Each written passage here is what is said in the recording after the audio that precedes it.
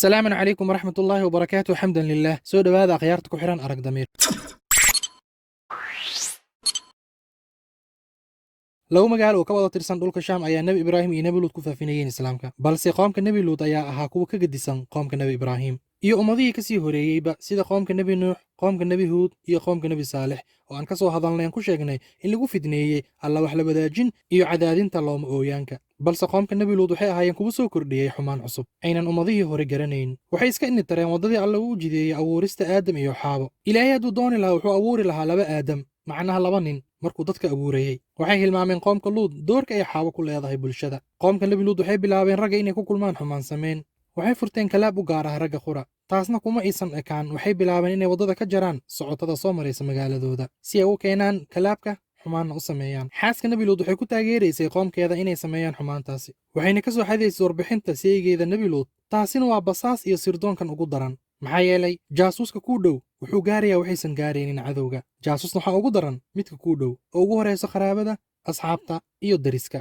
xaaska Nabi Luut iyadoo ahayd xaaskii nebi ayay u gudbinaysay sirta qoomkaasi xumaanta ku midoobay, balse waxay hilmaamtay in seeygeeda uu yahay nebi loo waxyoodo. kama uusan daalin Nabi Luut inuu waaninayo qoomkiisa ka tagidda xumaanta, balse waxay ku dhaheen reer Luut ka saara magaalada, waa dad isnadiifinaya aanan la qabsan karin. waxayna u gundiyeen Nabi Luut inay tarxiilayaan, maxaa yeelay waxay ahaayeen mooryaan awood ku leh magaalada. waxayna u arkayeen Nabi Luut inuu yahay soo galooti sidan horay u soo xusnayba, ayna suurtagal tahay in laga tarxiilo magaalada, cidna ka hor imaan karin go'aankaas. maalin maalmaha ka mid ah ayaa dhallinyaro qurux badan u yimaadeen Nabi Ibraahim. Nabi Ibraahim ayaa u degdegay inuu gowraco dibi una u shiilo una keeno martidaani, balse martidii dhallinyarada ahayd ayaanan gacmahooda dhaqaajinin mana damcin raashinka loo keenay. Nabi Ibraahim ayaa yara cabsaday, ileen ma uusan garanaynin dhallinyaradaani u soo martisay. wuuna wanaajiyey, balse maysan aqbalin martisoorka.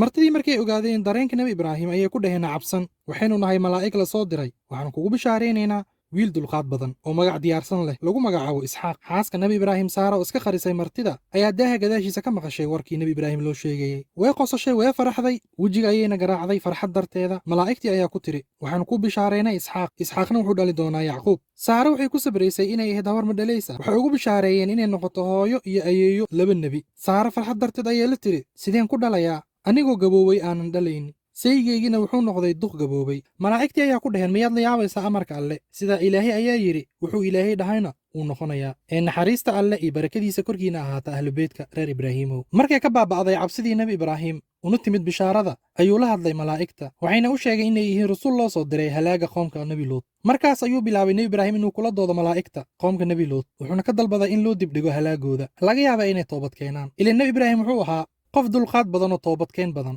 wuxuu rajaynayay inay toobad keenaan qoomka Nabi Luut. Ibraahimow kani waa amarka alle, waxaa la gaaray wakhtigii la halaagayay qoomkan, suurtagalna maahan in la dibdhigo wakhtiga. Ibraahim ayaa markaa yidhi waxaa ku jiro dhexdooda Nabi Luut. malaa'igtii ayaa ku dhaheen waan ognahay cidda ku jirto, waan badbaadinaynaa Luut asiga iyo ehelkiisa marka laga reebo xaaskiisa, waxay la halaagsamaysaa qoomkeeda. malaa'igtii ayaa ka tagtay guriga Nabi Ibraahim, waxayna u jeesteen dhanka magaalada uu joogay Nabi Luut iyagoo ah qaab dhallinyaro qurux badan.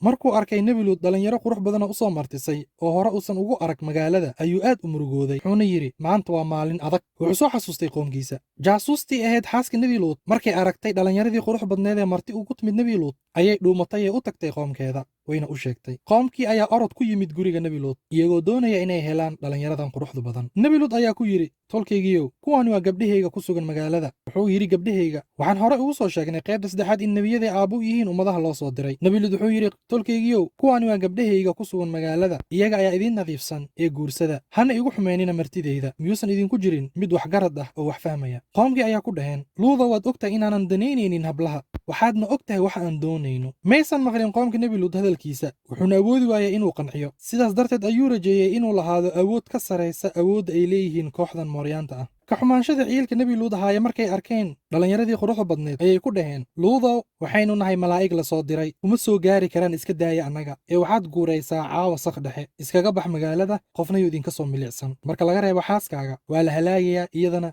qoomka ayay la halaagsamaysaa ballankeenu waa aroortii markay cadceeddu soo baxdo waxaan hore u soo sheegnay in ummadihii hore la halaagi jiray markay cadceedda soo baxdo aroortii sidaas ayuu nebi luut qoyskiisa haweennimo kaga baxeen magaalada marka laga reebo xaaskiisa aroortii marka ay soo baxday cadceedda ayaa ilaahay magaaladii dabagediyey malakul jibriil ayaa loo soo diray malakul jibriil aan ku sheegnay inuu lahaa 600 garab oo halkii garabba uu ku fadhiyo dhinacyada magaaladii ayuu kor iyo hoos isdawamariyey deedna waxaa lala dhacay dhagax sidaas ayaa qoomkii ku halaagsameen ilaahayna wuxuu u bishaareeyaa qofkii sabro wuxuuna ciqaabaa qofkii qooqo wasala allahu wasalam calaa nabiyina moxamed wassalaamu calaykum